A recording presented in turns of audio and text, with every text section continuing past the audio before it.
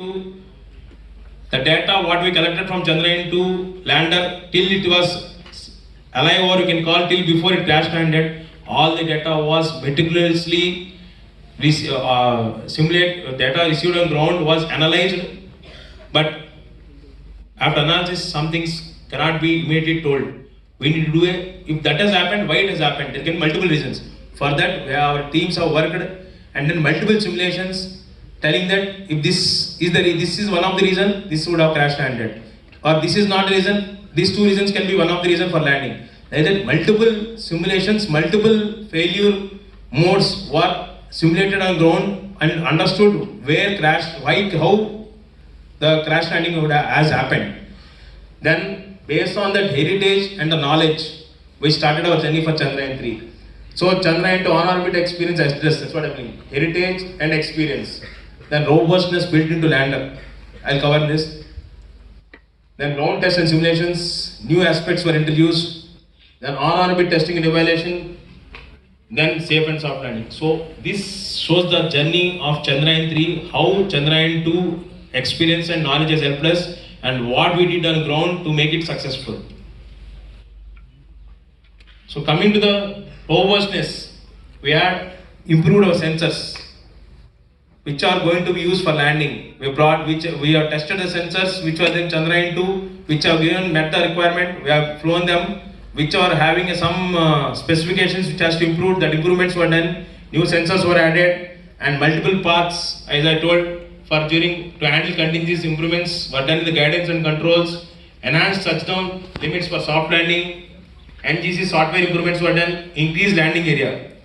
See, when we say landing area, we are told that we have to land there, but it cannot be a point, because nothing, theoretically we might say one latitude, longitude on the moon to land, but it cannot. There should be some error ellipse to be defined. So in Chandrayan 2, we have defined two error ellipses of 500 by 500, which are separated by 500 meters. But in Chandrayan 3, what we felt is we are demanding too much from the system, because we have to have more flexibility. When you have flexibility, we'll build robustness, but we want to have soft landing. In Chandrayan 2, our objective was soft and precise landing. In Chandrayan 3, we made a soft landing, but we had to do landing. That's our objective. So our objective got defined. So now we are done, again revisited the landing site selection, which we are done. Now we chosen a landing site which is 4 by 2.4 kilometers. Means when you have a larger area, we have more flexibility to land. So we have picked up the larger area for landing. Then full level redundancies to take care of hardware values and overall system requirements. As I told you, that 6 days we evaluated all the systems in case we observe in-orbit failure. We cannot call off the landing. So we should have a redundancy in the systems. So we built in all the redundancies in the system and try to see that yes, we are landing. For that purpose, redundancies were built in. Then simulations and the special tests. Accident simulations, 6 DOF, there is oil, hills and hardware simulator. So all this we have built one thing equivalent to something called hardware simulator.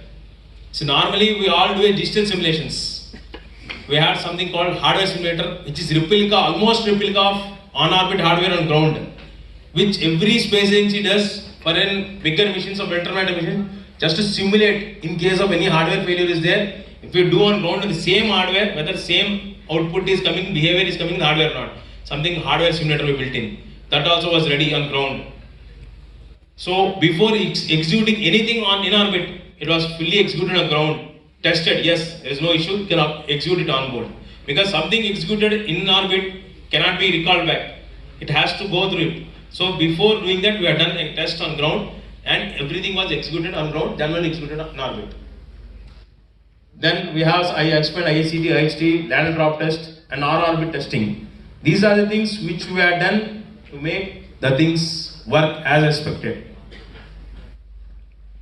This is how as I told you, integrated cold test for sensors, IST for this one, land drop. These are facilities which we have developed.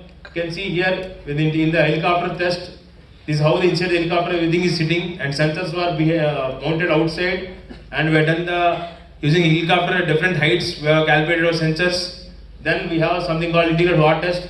This is the crane, and we have this is a bungee which is holding the whole lander module.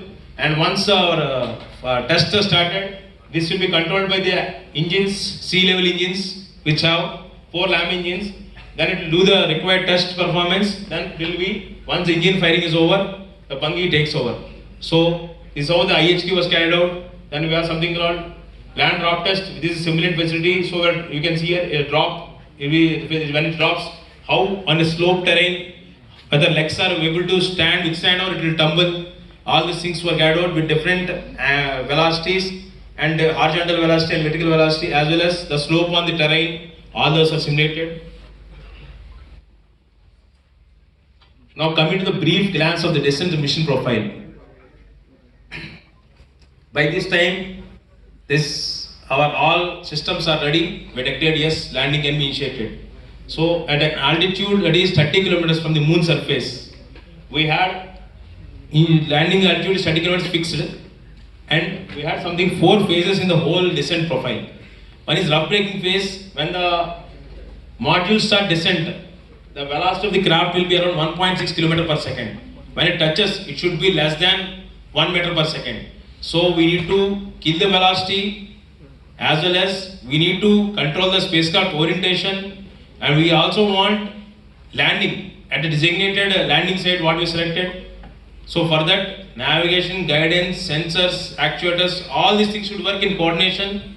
And once this starts, there is no way of stopping it. It has to go autonomously. There is no way from ground we can do anything. So people call this 20 minutes of terror, but I don't call this 20 minutes terror. I call this 20 minutes of hard work which we have put, and we have to put our fingers crossed. There's nothing can be done from ground. So in this rough braking phase, we are killing the majority of the velocity from 1.6 to around